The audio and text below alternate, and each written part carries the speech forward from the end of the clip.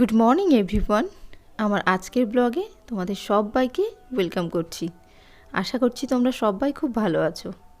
এখন বাজে সকাল 10টা আর আমি চায়ের কাপ নিয়ে চলে আসলাম ছাদে। আজকে দুর্গাপুরের মরশুমটা দেখো। দুর্গাপুরের আবহাওয়া একদম মেঘলা। শুধু দুর্গাপুর না, আমার বাড়ি নদিয়া জেলায়, তো ওখানেও শুনছি বৃষ্টি হচ্ছে, মেঘলা আকাশ। আর এই দেখো বৃষ্টি পড়তেও শুরু হয়ে গেছে, একদম ফোঁটা ফোঁটা বৃষ্টি পড়ছে। ছাদে যেহেতু এসছি, তোমাদেরকে আমি আমার ফুল গাছগুলো দেখিয়ে দিই। আসলে ডেইলি ব্লগ তো এখন আর শেয়ার করা হয় না, কিন্তু আমার মিনি ব্লগে আমি এই গাছের চারা থেকে শুরু করে সমস্ত কিছুই তোমাদের সঙ্গে শেয়ার করেছি। তো ছোট ছোট ফুল ফুটতে শুরুও করে দিয়েছে, 2-3টে গাছে ফুল ফুটছে, বেশ ভালো লাগে। প্রত্যেক দিন ছাদে এসে গাছগুলোতে জল দিই, আজকেও এসছিলাম। তো ভাবলাম আজকে আর জল দেবো না, যেহেতু বৃষ্টি পড়ছে, বৃষ্টির জলেই যতটা হবে থাক। আর আশপাশটা একটু তোমাদের ঘুরিয়ে দেখালাম। এখন যাচ্ছি বাজারে, কিছু সবজি বাজার করা ছিল। তো দেখো আমি সবজি দোকানে চলেও এসেছি। আর নানান কালারের সবজি দেখতে কিন্তু বেশ ভালো লাগে, আর খেতেও ভালো লাগে সবজি। ছোট বয়সে অনেকেই না সবজি খেতে পছন্দ করে না, কিন্তু বয়সটা বাড়ার সঙ্গে সঙ্গে কিন্তু সবজি খেতে পছন্দ করে, আমি দেখেছি, এটা আমার সাথে হয়েছে।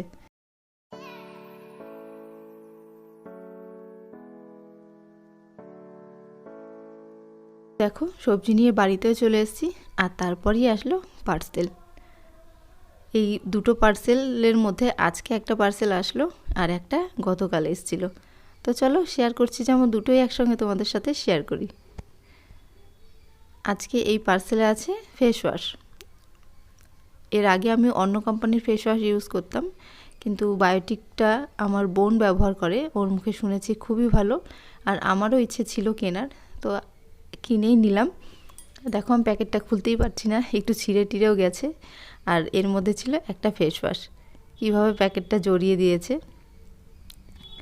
এই ফেস ওয়াশ আর দুটো আছে, তো সমস্ত কিছু আমি একটা কম্বোর মধ্যে ছিল, মানে একটা কম্বো আমি কিনেছি, 50% অফ ছিল, খুবই কমে পেয়ে গেছি। তো দেখো এই পার্সেলটা গতকাল এসেছিল, তাই মুখটা কাটাই আছে, তো তোমাদেরকে একটু দেখিয়ে দিচ্ছি।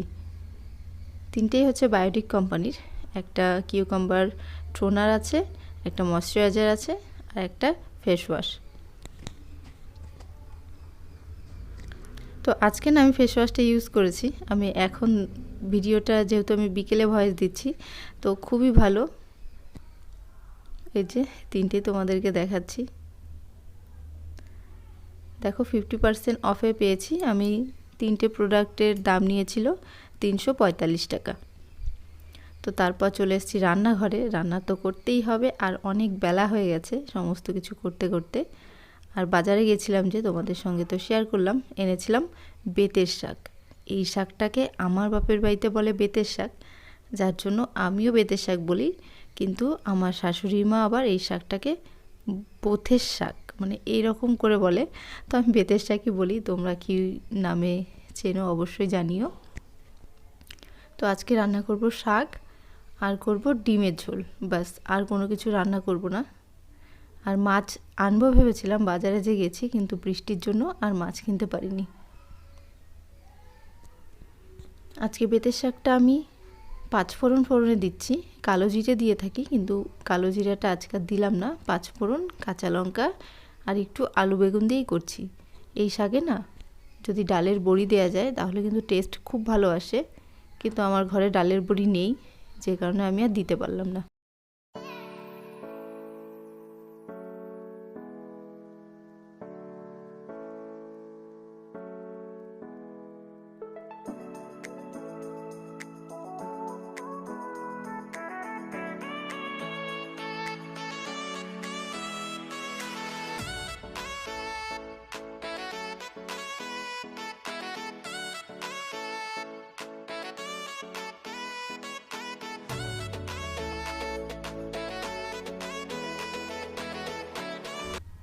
তো দেখো রান্না তো কমপ্লিট হয়ে গেছে, খাবার নিয়ে বসেও গেলাম।